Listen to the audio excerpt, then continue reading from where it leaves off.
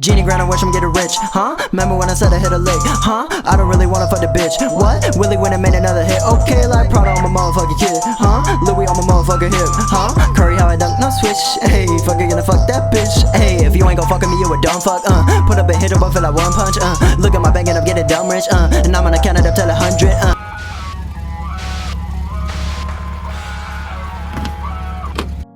Hello world, I'm Study, and we are continuing What If Deku Was Betrayed and Was Put in an Escape Room. This will be part 2. So, Deku finally gets out of that hellhole.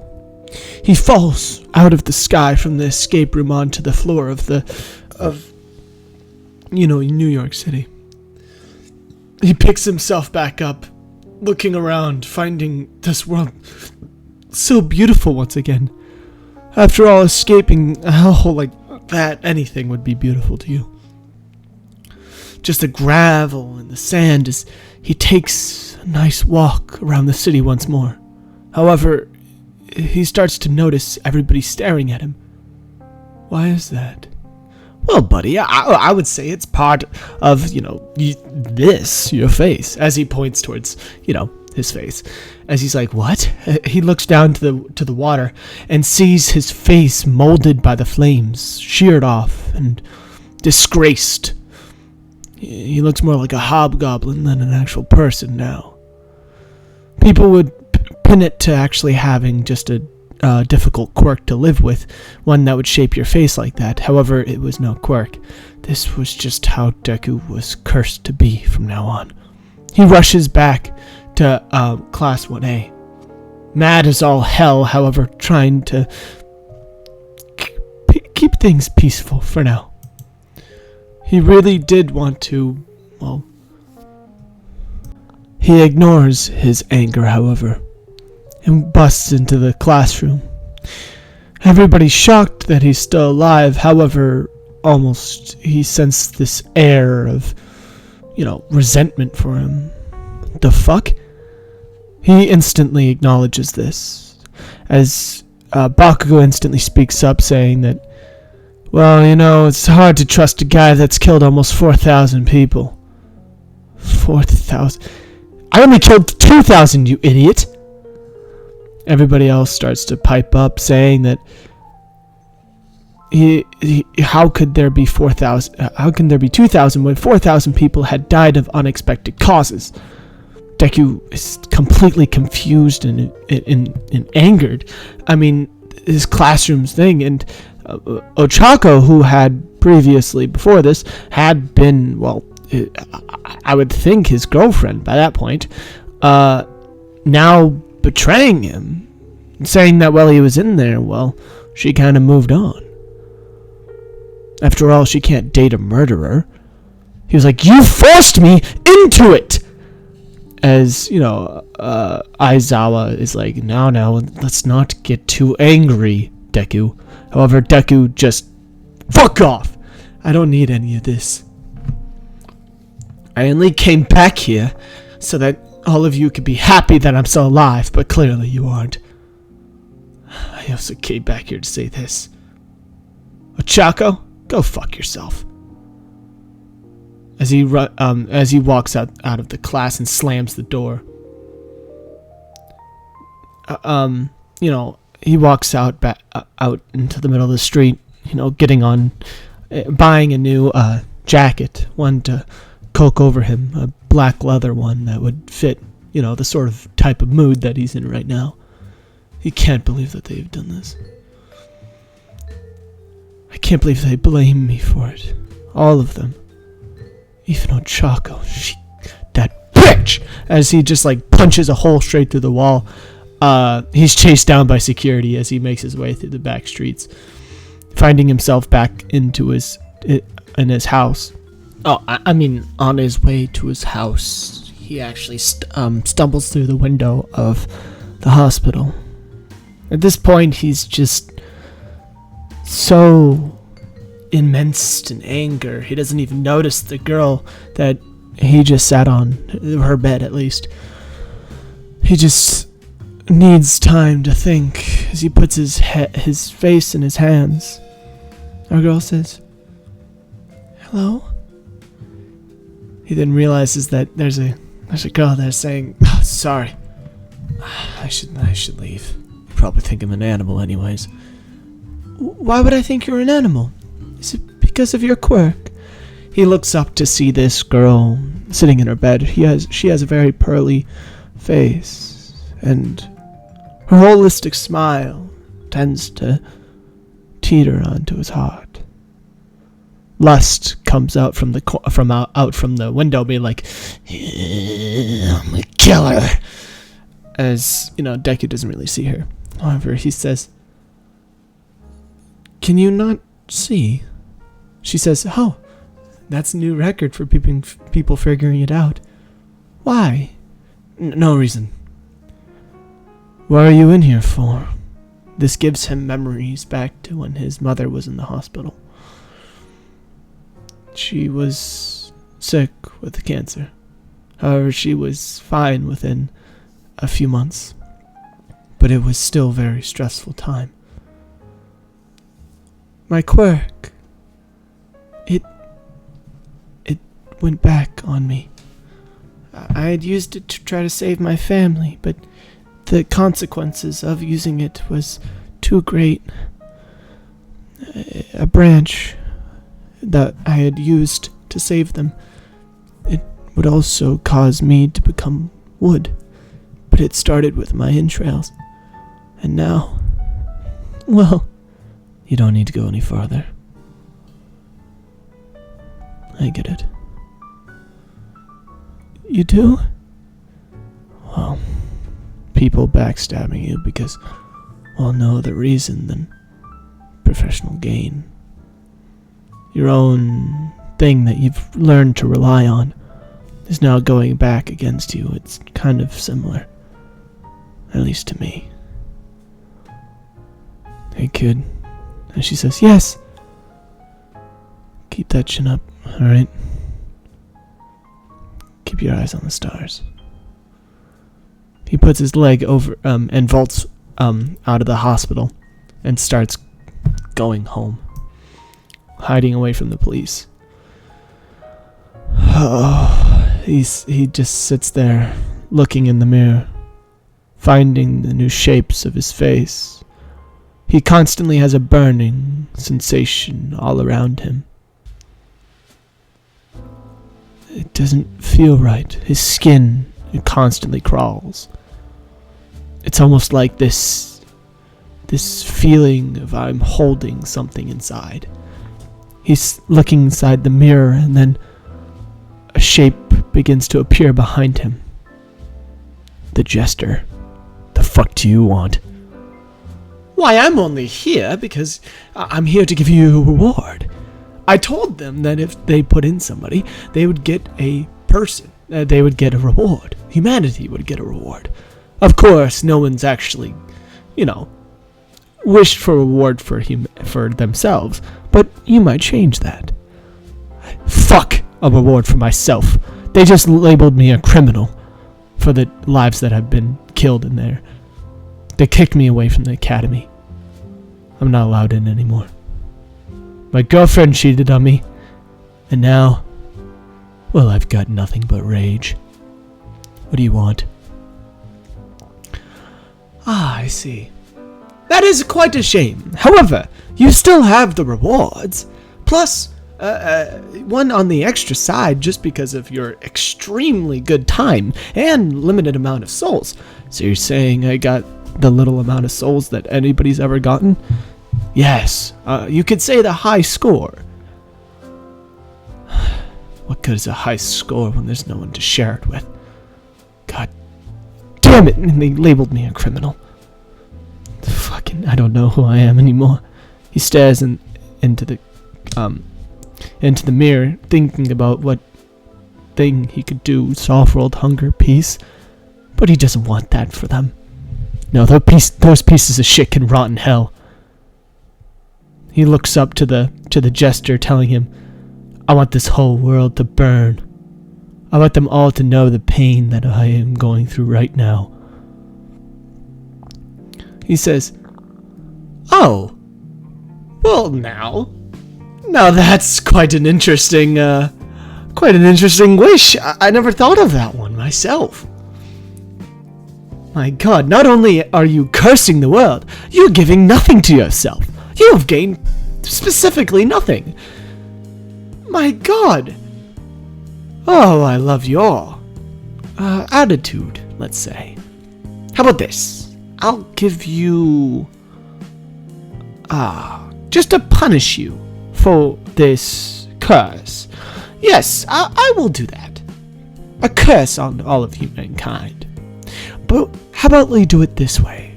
You do it yourself. As he taps on Deku's collarbone with his nails, making like a bone noise.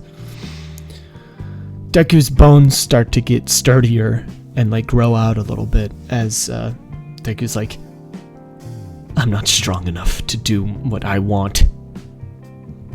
Just do it yourself. No. You see, that'd be way more fun if you did it. Rot on humankind. Adjudicator on both sides.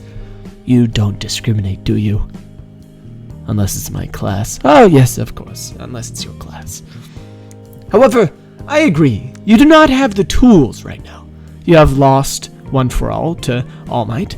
After all, he took it away from you because of the deaths that you caused, and also the fact that you're, well, the way you look now. He could actually watch over. So every single time that I did anything in there, my teammates were watching me just struggle, including All Might, and they did nothing? Well, I wouldn't say nothing. Some of them were hoping for you. However, others just did not care. And Bakugo, surprisingly, was quite worried about you. Fuck that! What about the sins? Oh, yes! That's a good idea! The sins! Oh. You did lose to 2 of them. You lost to, well, Pride. After all, you did make that deal with him. You were watching over us? Yes, I was.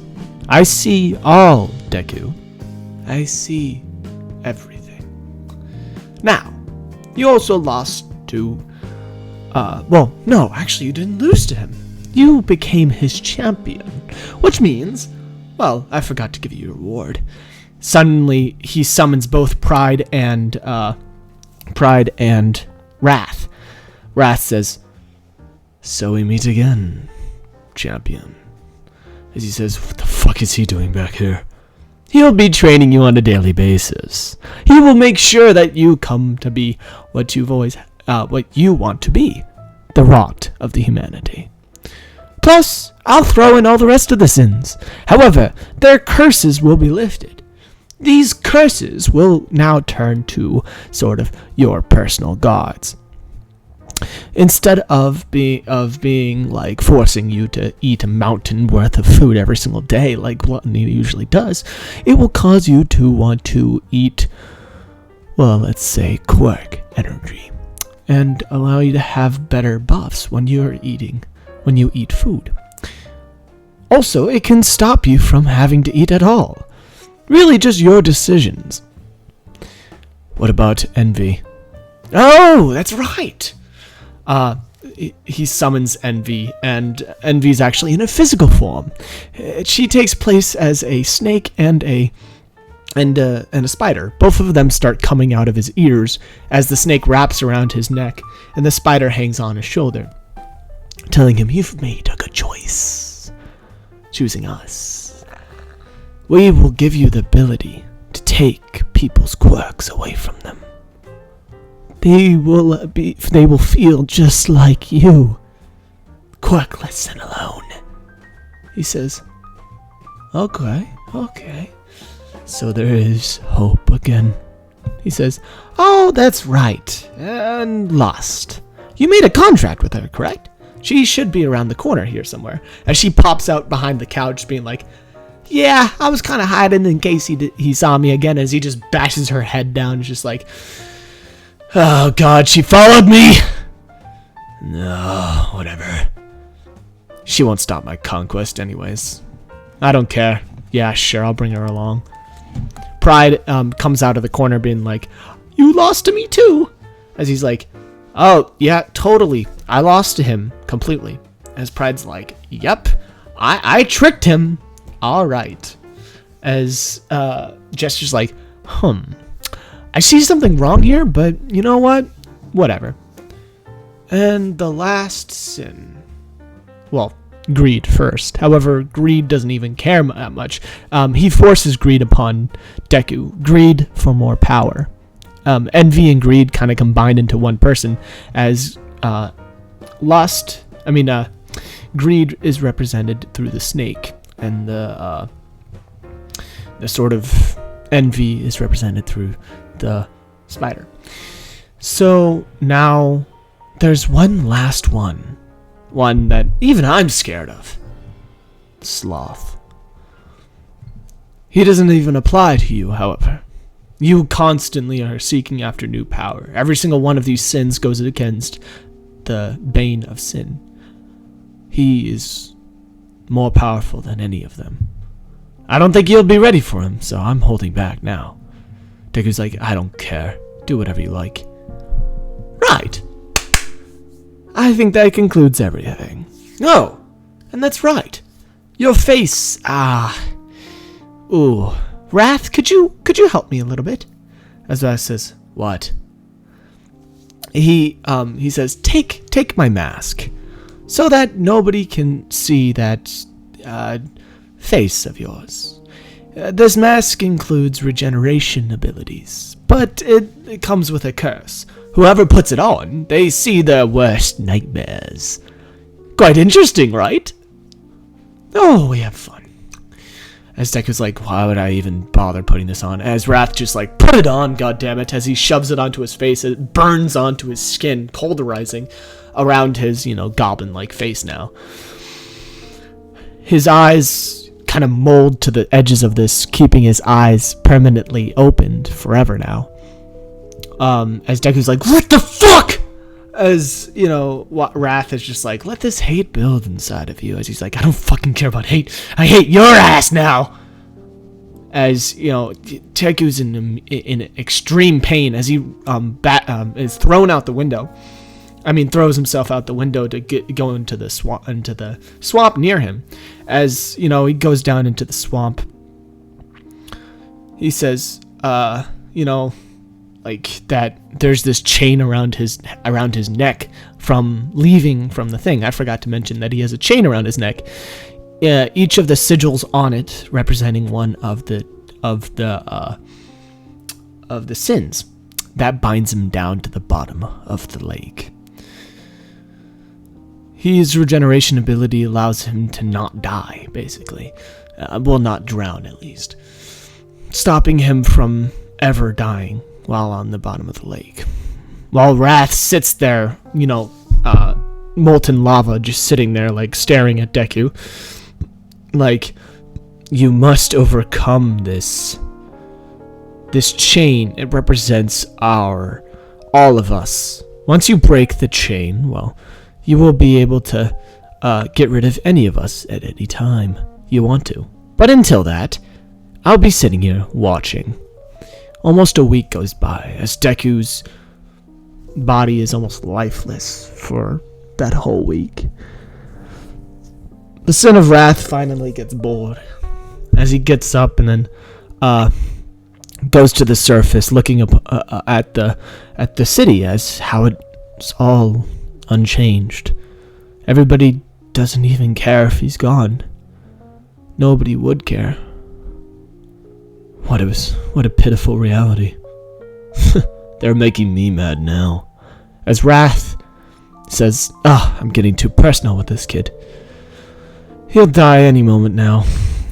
But before he can go into the lake, it all starts to bubble. The whole entire lake starts to, rumble as suddenly a giant colander of water is sprayed up into the air. Deku rises out of it and searches for a weapon as Wrath starts to jump at him. He conjures a weapon just from his memory and takes out a machete. blocks his fist with the machete, cutting his arm in half, splitting it. However, then Wrath comes in with an uppercut with the other hand, hitting direct shot to his stomach. Deku continues on, just wrathful swinging, and then finally grabs onto Wrath's neck. However, Wrath burns off Deku's hand, which then swiftly grows back. Deku looks back up to get a fireball to the face, however, which again regenerates back. So does the mask. The mask regenerates with him. It's part of his being now. It can never be taken off, especially how it's cauterized to him.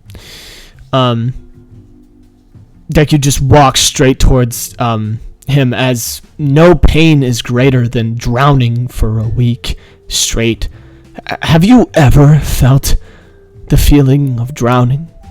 That air that you once craved before, now flowing through your lungs again. Do you know what it's like? The exhilaration of living. You are now making me love living. You better stop, or else I don't think I'm gonna keep you sins around much longer. He summons his machete as he throws it, and it splits Wrath's head in half. However, Wrath just looks back at him, headbutting Deku straight down to the ground, knocking him out. And this headbutt echoes across the city, and parts of the skies a little bit. A headbutt so strong that it changed the weather almost. Wrath was like, sorry, but two heads are better than one. Greed kind of influencing his makeshift funny comments. The kid did well, though. It only took him a week. Incredible. I chose the right champion. However, he still needs more. He is now basically immune to damage. He doesn't seem to care whether he's in pain or not, seeing as how his head was completely taken off, and then he just didn't care. Continued punching. Alright. What's the next torture method? However, Deku immediately gets back up and is like, no more! We do it my way now. We go out into the streets and we find somebody worth fighting. All I wish for now is someone to beat the shit out of. This anger, this wrath that you have given me, have forced onto me. It needs some letting go of. Deku starts heading into town, all the sins following him, creeping up on the streets, covering it, making people fear as the gambling addictions start to rise, as budgets start to go down, and people doze off, people get envious of each other, people just generally get more sinful just around him. People can feel this void, this amplification of everything bad surrounding him. He comes down into this golden lair of the dragon, they called it. The dragon golden lair was hoisted by, Dragonair clan, and a clan of ancient warriors that had used quirked animals to fight against each other's. They used to have a bear that had dragon scales that basically dominated for almost half a year, until this man started watching. Because they were all watching this gigantic dome, glass ceiling over it, and in the middle of this dome, about 50 feet down, was a bear covered in scales. Dragon scales, fighting against a wolf that can shoot hyper beams out of its mouth as it takes off one of the bear's hands with just one beam. However, the bear instantly shifts right next to it, as the bear is incredibly fast. It upheaves the ground next to it as the wolf dodges. However, then it punches the ground that it upheaved into the wolf, smashing it into the wall and making it nothing but a blood puddle. That's point 55 for the dragon bear. Put in your bets for the next fight. I'd like to volunteer. As they're all like, what? this dude, as he's like, he just ignores them talking, and just like takes out a chunk. Like he puts his hand on the glass and just melts it all, and walks into the thing. As he says, put 25,000 on me. Greed's like, now this is what I want. Deku takes the machete out of his backpack. As he looks, he dead eyes this bear, as the bear can already feel the power coming from Deku. However, it's unwavering, almost like its power dwarfs his. It's quite conscious about it, Wrath says. Envy says, but dragon scales. Now that is an interesting proposition. They Pride also comes in saying that I got some information actually. It seems that it's not actually dragon scales. It seems that it has a bone hardening thing where its body is barely able to take any damage just because of its bones being 3 times thicker than any normal bear. Also, its speed is just insane. That's basically its 2 things. As Deku's like, shit. Because he has no certain way of beating this thing. But thank you so much for watching. I'll see you guys in the next episode. Goodbye.